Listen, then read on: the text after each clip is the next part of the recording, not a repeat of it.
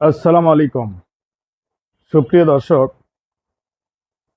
আজকে আসলাম গতকালকের Uttara দিয়াবাড়িতে milestone school and কলেজে বিমান দুর্ঘটনায় অকাতরে হারিয়ে যাওয়া ফুলের মতো কিছু জীবন এবং তাদের বীভৎস মৃত্যু এবং সমস্ত বাঙালি জাতিসহ সমস্ত পৃথিবীকে বাকরুদ্ধ করে দেওয়ার মতো একটা দিন।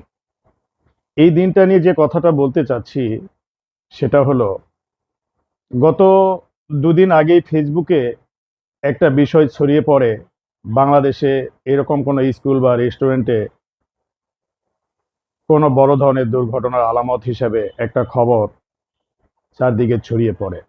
তার ধারাবাহিকতায় পরের দিন এই ধরনের বিমান বিধ্বস্ত হয়ে এরকম শত শত মানুষের জীবন বিপন্ন, প্লাস মানুষের মারা যাওয়া এবং সেই লাশের হিসাবগুলো গোপন রাখা, বিভিন্ন কিছু নিয়ে ফেসবুক, ইউটিউব এবং সামাজিক মাধ্যমে মানুষের মাঝে একটা সন্দিহান পরিস্থিতি তৈরি হয়।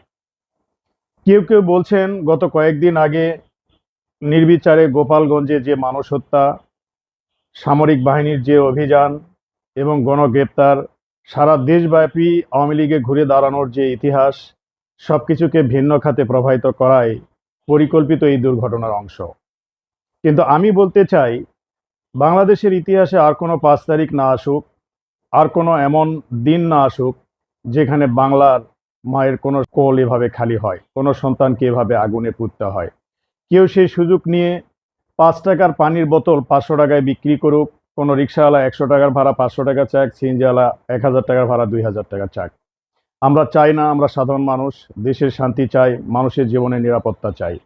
আমরা চাই না কোনো পরিকল্পিত বা অপরিকল্পিত অথবা কোনো হত্যাকাণ্ড অথবা এ ধরনের ইনসিডেন্ট অথবা 1972-73 সালের পুরাতন কোনো যান্ত্রিক ত্রুটিযুক্ত যানবাহন দিয়ে এইরকম কোনো একটা বীর সন্তানের অকালে প্রাণ চলে যাক। আমরা চাই সুন্দর জীবনের নিশ্চয়তা। আমরা চাই এসব আলোচনা সমালোচনা থেকে বাংলাদেশের রাজনৈতিক পরিবেশ মুক্ত থাকুক। সবাইকে ধন্যবাদ।